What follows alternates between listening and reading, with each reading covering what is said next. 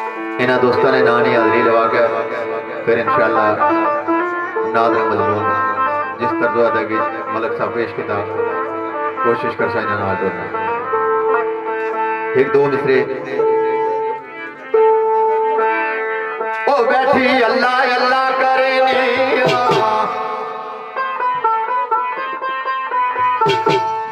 ओ बैठी अल्लाह अल्लाह करे तय अल्लाह छोड़े जान गिने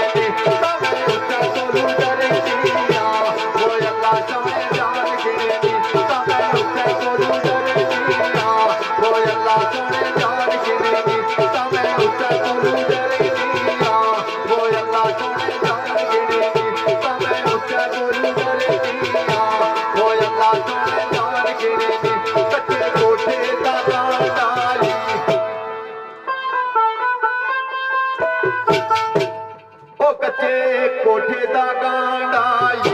तय अल्लाह अल्लाह कर मलकावो अल्लाह सारे आदा साजाई तय अल्लाह अल्लाह कर मलकावो बैठी अल्लाह अल्लाह करे तय अल्लाह सोने जान गिरे ओ मैं उठा बोलू करे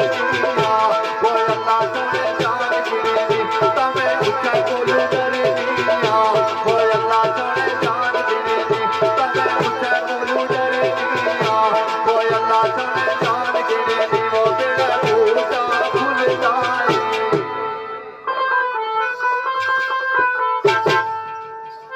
ओ बेड़ा बूटा वो फूल जाए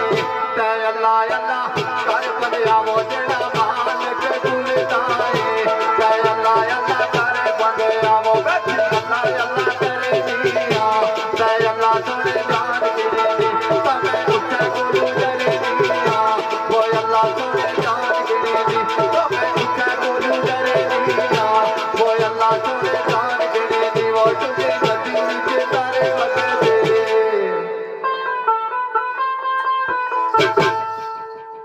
ओ डूबी नदी विच तारे वगैरह ता पहले लिया ना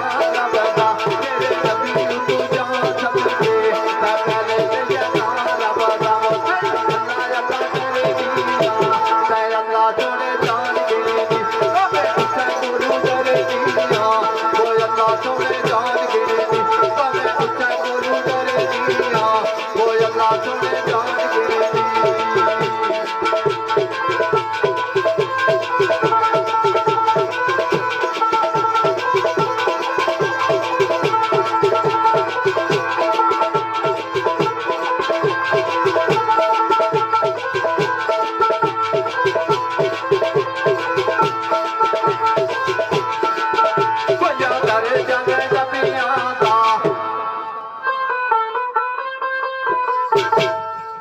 कोई दरे जन डबिया दा तै अर्श ते तुम पे गया वो